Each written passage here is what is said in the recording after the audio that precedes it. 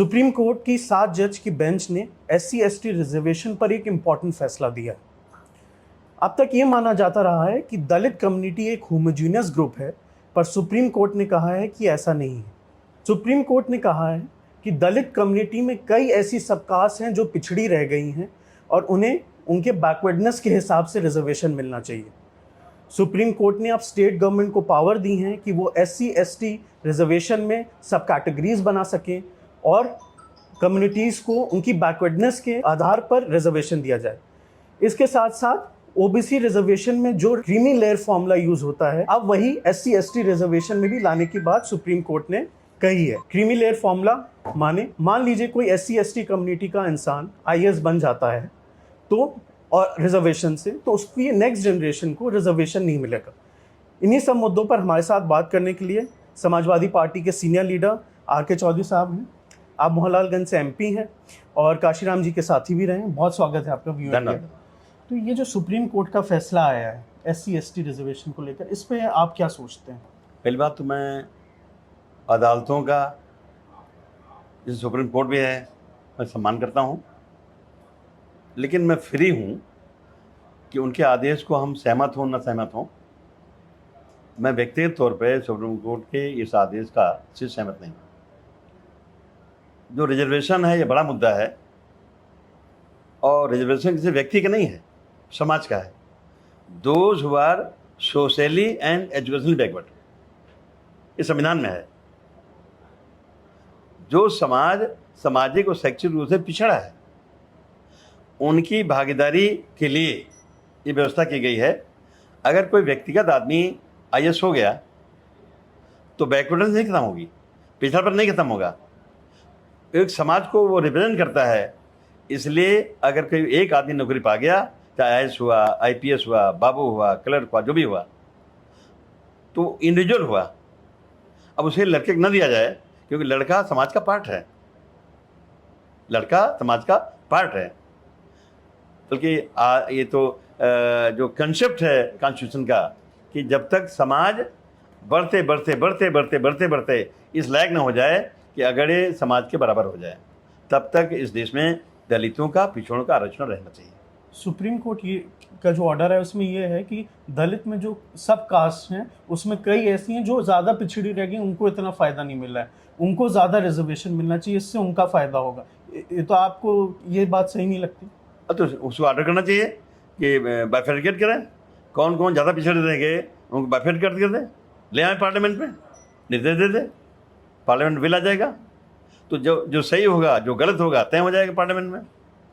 बहुत सारे लोग ये कह रहे हैं कि इस ऑर्डर से स्टेट गवर्नमेंट को पावर दी गई है कि वो डिसाइड करें कि कौन सी सबकास्ट ज़्यादा संपन्न है और कौन सी पिछड़ी। ऐसी जब एक बार राजनाथ सिंह जब CM थे तो उन्होंने हुकुम सिंह के अंडर एक कमेटी बनाई, उसमें उन्होंने यही आदेश दिया कि OBC और SC कम्युनिटी में ये देखा जाए कि कौन सी कास्ट ज़्यादा संपन्न और ज़्यादा पिछड़ी है।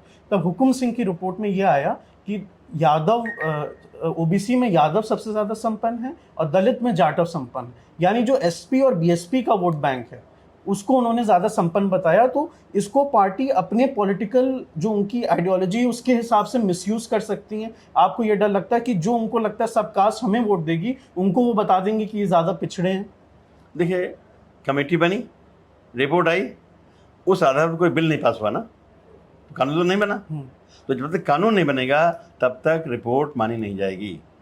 मैंने साफ साफ कहा है कि सुप्रीम कोर्ट का आदेश या इस टाइप के जो आदेश हुए हैं वो आदेश कॉन्स्टिट्यूशन के दायरे में नहीं हैं। मैं इसके सहमत नहीं हूँ और निश्चित तौर पे अगर कोई कमेटी बनती है, रिपोर्ट देती है, जब तक कानून शक्ल में उसकी रिपोर्ट नहीं मानी जाएगी तब तक पूरा देश नहीं मानेगा। कोर्ट को भी नहीं मानना चाहिए। नहीं, तो आपको ये लगता है कि मिसयूज़ हो सकता है? जैसे BJP ने कह दिया कि सबसे ज़्यादा संपन्न यादव और जाटव हैं उस टाइम, राजनाथ जी। अब वो अगर फिर ऐसा कह देंगे तो ये समाजवादी पार्टी और BSP के वोटर्स को कह दिया, तो जिसकी सरकार होगी वो मिसयूज़ करेगा। बल्कि ये तो खाली भाषण हुआ ना, खाली कहना हुआ। इस आधार पर कमेटी बनकर सर्वे करके रिपोर्ट देगी, फिर एक्ट में संशोधन होगा। जब संशोधन तब माना जाएगा, अभी कैसे माना जाएगा? पहले संशोधन तो हो। अगर कुछ जातियां पिछड़ी हैं और उनको ओवरटेक कर रही है वो जाति जो अब तक आगे बढ़ चुके हैं, अगर लोग उसको अलग करना चाहें तो अलग करने का सिस्टम होगा, कल बयान से नहीं होगा ये। अभी तो इतना है संविधान में कि those who are socially and educationally backward, जो जातियाँ पिछड़ी हैं सामाजिक शैक्षिक रूप से, उनको भागीदारी कैसे मिले, इसलिए आरक्षण है। और इसलिए मुझे लगता है कि पूरे देश में मोटे तौर पे लगभग 22.5% दलितों का आरक्षण है और लगभग 27% ओबीसी का आरक्षण है, जबकि ओबीसी का आरक्षण होना चाहिए लगभग 52%, लेकिन नहीं है क्योंकि लोगों ने अड़ंगा लगाया। और इतने नहीं अड़ंगा लगाया बल्कि मोदी सरकार ने तो एक आरक्षण और कर दिया ना, अपर कास्ट का, गरीबी के आधार पे।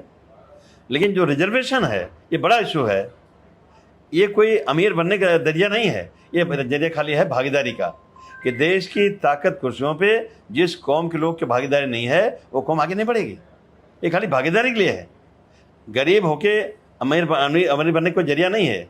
आखिरी 2 सवाल, जैसे जो क्रीमी लेयर की बात कर रहे हैं कि एक अगर इंसान रिजर्वेशन यूज़ करके मान लीजिए आईएएस बन जाता है तो उनकी नेक्स्ट जनरेशन को रिजर्वेशन नहीं मिले, तो कई लोग इस पे कह रहे हैं कि जैसे आपने कहा कि रिजर्वेशन एक गरीबी हटाओ स्कीम नहीं है, हाँ, उसमें बहुत सारी हिस्ट्री रही है उस जातियों की पिछड़ेपन की, जो सिर्फ इकोनॉमिक नहीं है और भी फैक्टर्स हैं, तो ये सुप्रीम कोर्ट को आपको लगता है ये ध्यान में रखना चाहिए था? आपने बड़ी बात कह दी, उसका उदाहरण आप यही समझ पाएंगे। ये देश मानता है प्राचीन सभ्यता को, जो कहते हैं हमारी प्राचीन संस्कृति है। अब संस्कृति वही है कि गुरु द्रोणाचार्य पढ़ाते थे, अर्जुन भीम नकुल सहदेव युधिष्ठिर पढ़ते थे, एकलव्य चले गए पढ़ने, गुरुजी ने नहीं पढ़ाया।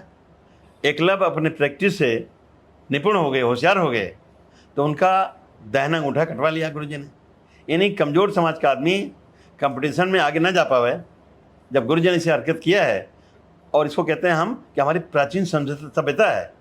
ये सभ्यता लोग माने, लोग मान ले, हम लोग नहीं मानेंगे, क्योंकि ये देश सबका है।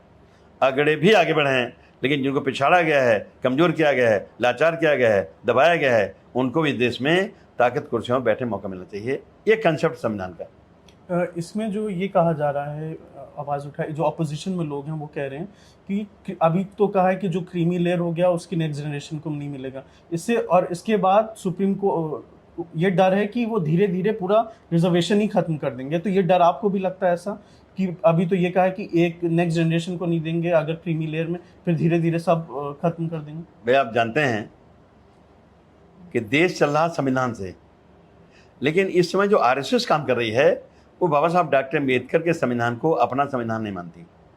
वो देश में जो पुराने काल की मनुस्मृति है उसे वो संविधान मानती है।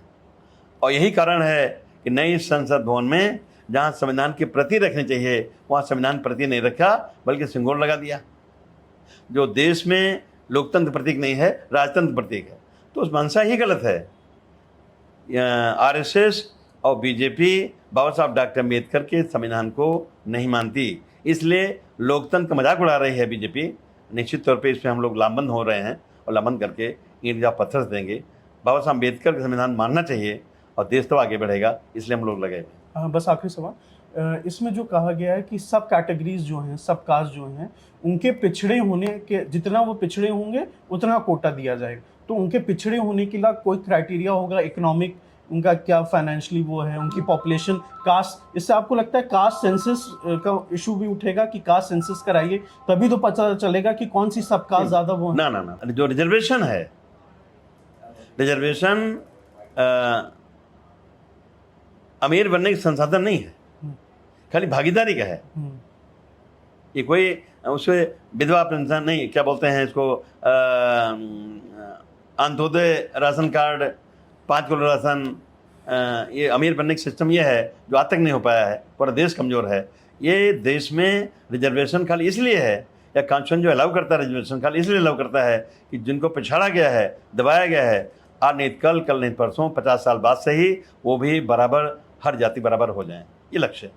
तो निश्चित तौर हम तो विरोध करेंगे, चाहे सुप्रीम कोर्ट हो चाहे हाई कोर्ट हो। हम कोई कंडम नहीं करते, हम कोई अपमान नहीं करते, उनका सम्मान करते हैं, लेकिन हम सहमत हों ना सहमत हों हमारा व्यक्तिगत मामला है। बहुत शुक्रिया आपने। धन्यवाद।